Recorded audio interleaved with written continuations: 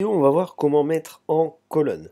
Alors, vous allez voir, c'est pas bien compliqué, c'est juste une petite manipulation à comprendre, mais voilà, on va s'en sortir largement. Alors, déjà, pour pouvoir mettre en colonne, on va se rendre dans l'onglet Insertion. Dans Insertion, non, je me suis trompé, c'est dans Mise en page, désolé. Donc, dans l'onglet Mise en page, nous avons ici les colonnes. Donc, c'est simple, je me mets n'importe où dans le texte, je vais faire colonne, 2, voilà. Ça m'a mis tout le texte en colonne. Et ce que je vais faire, c'est que je vais afficher les caractères invisibles, pour que l'on voit un petit peu comment ça réagit. Donc je vais revenir en arrière, parce que bon, moi c'est pas ça qui m'intéresse. Moi j'aimerais ici mettre en 2 colonnes, ici j'aimerais bien mettre en 3 colonnes, et là laisser tel quel. Donc du coup, quand on a vu que l'on faisait colonne, voilà, ça ne fonctionnait pas. Donc du coup, moi je vais juste sélectionner ça, et je vais faire colonne, autre colonne.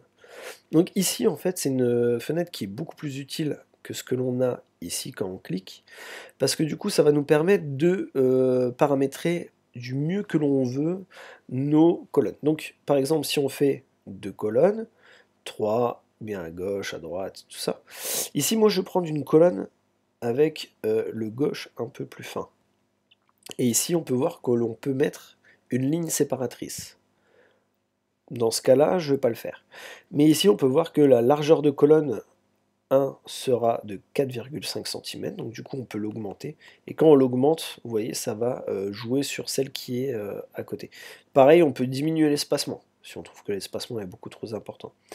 On peut choisir les largeurs de colonnes identiques, mais dans ces cas-là, ça reviendrait à choisir ce type de colonne-là. Donc appliquer à, et c'est là que c'est intéressant, et ben nous ça va être au texte sélectionné. C'est ça qui va être intéressant dans notre cas. Donc voilà, je fais, et vous voyez, quand en affichant nos paragraphes invisibles, on voit ici qu'il y a un saut de section continu. Et il y en a un aussi ici. Ça veut dire que il a divisé notre document en plusieurs sections. La section là, cette section là, et la section qui a tout en bas. Maintenant, ce que je vais faire, c'est que je vais faire pareil, mais pour le plus grand texte. Du coup, je vais sélectionner, je vais faire colonne, autre colonne, 3 colonnes avec ligne séparatrice. Je vais diminuer un peu l'espacement, et je vais faire au texte sélectionné encore. Voilà.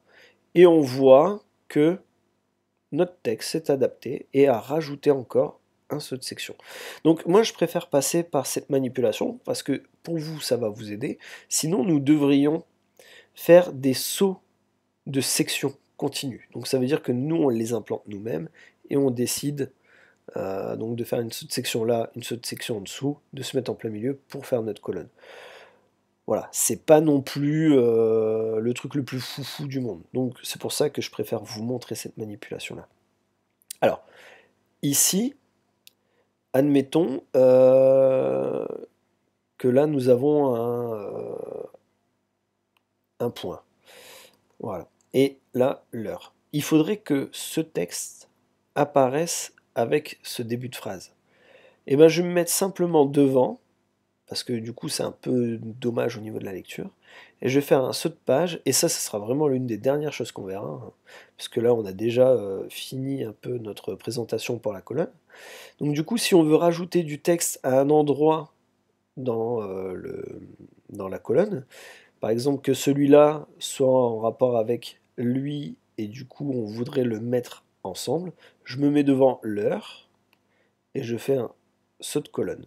Et vous voyez, en fait, il a fait un saut de colonne, donc ça veut dire que l'heure, il l'a déplacé, il était ici, et il l'a renvoyé vers le haut. Donc il s'est arrangé au niveau des espacements, des interlignes et tout ça, mais là n'est pas la question, il l'a fait pour nous. Bien sûr, si on prend une trop grosse portion, ça ne fonctionnera pas.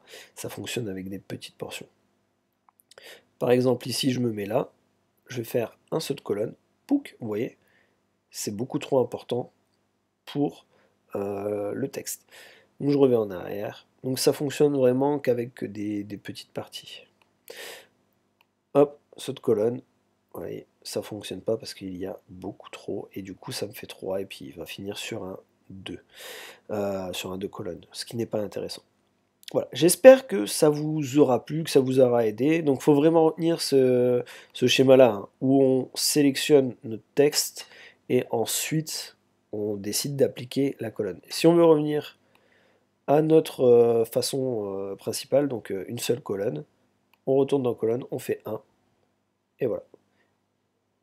Et on a terminé. Et vous voyez ici, il y a le saut de colonne que l'on peut enlever pour revenir à notre texte précédent. Donc voilà comment on gère un petit peu les colonnes.